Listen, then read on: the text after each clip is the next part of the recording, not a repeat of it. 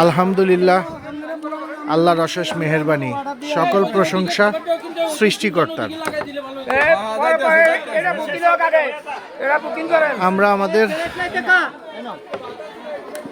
মায়ের চলে যাওয়া উপলক্ষে আত্মীয় স্বজন থেকে পাড়া প্রতিবেশী,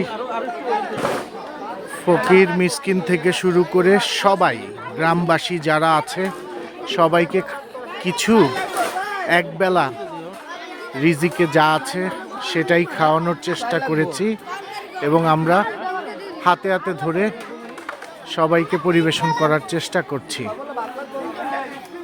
আল্লাহর অশেষ মেহেরবানি, আমরা চেষ্টা করে যাচ্ছি।